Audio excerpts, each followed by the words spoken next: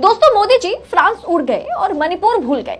अब इस पर देश में हंगामा हो या ना हो, दलाल मीडिया इस पर मोदी जी से सवाल पूछे या ना पूछे, 27 देशों की यूरोपीय संसद ने मोदी को कटघरे में खड़ा कर दिया।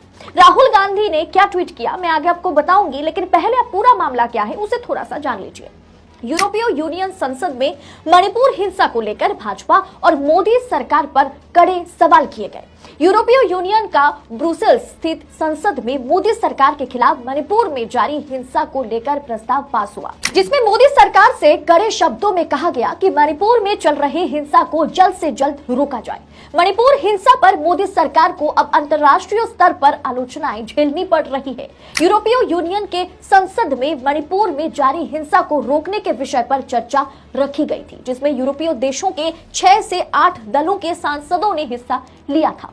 यहां तक कि माइनॉरिटीज पर हमले को भी 27 देशों की यूरोपीय संसद में रखा गया। इस पर राहुल गांधी ने ट्वीट करते हुए मोदी जी को घेरा। Manipur Burns, EU Parliament discusses India's internal matter. PM Modi has not said a word on either. Meanwhile, Rafael gets him a ticket to Bastille Day parade. यानी मणिपुर जल रहा है, यूरोपीय पार्लियामेंट में इस पर आलोचना हो रही है, लेकिन मोदी जी ने एक शब्द तक नहीं कहा। लेकिन राफेल सौदे में फ्रांस में बेस्टाइल डे परेड में मोदी को टिकट मिल गया। इस ट्वीट पर स्मृति ईरानी आग बबूला हो गई।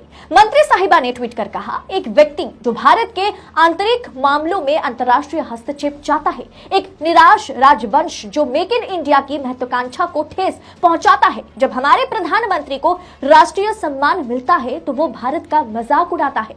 लोगों द्वारा अस्वीकार किए जाने के बाद वो इस बात से नाराज है कि रक्षा अनुबंध अब राजवंश के दरवाजे पर नहीं पहुंच रहे। तो वहीं सुप्रिया श्रीनेत ने करारा जवाब देते हुए स्मृति ईरानी से कहा, एक महिला जो अन्य महिलाओं के खिलाफ अत्याचार पर एक भी शब्द नहीं बोलती, जो हमारे एथलीटों के यौन शोषण पर चुप रहती है, जो कमर तोड़ने वाली ऊंची कीमतों पर स्पष्ट रूप से चुप है, एक निराश आत्मा जिसकी एकमात्र प्रासंगिकता राहुल गांधी के खिलाफ जहर उगलना है, अपनी ही पार्टी में दरकिनार कर दी गई, निगाहों और प्रासंगिकता यानी टाइमलाइन पर बने रहने के लिए बेताब आप अपनी मूर्ख आत्मा स्मृति ईरानी में आनंदित है। मैं एक डॉक्टर को दिखाने का आपको सलाह देती हूँ। नफरत का ये स्तर संरक्षक और स्वयं को नुकसान पहुंचाने वाला है।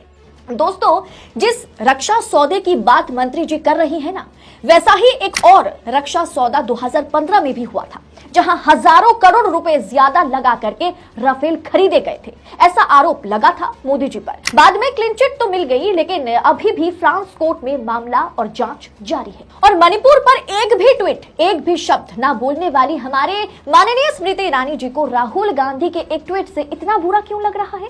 इस बात को तो हर कोई जानता है कि मोदी जी पेरिस उड़ गए और मणिपुर भूल गए।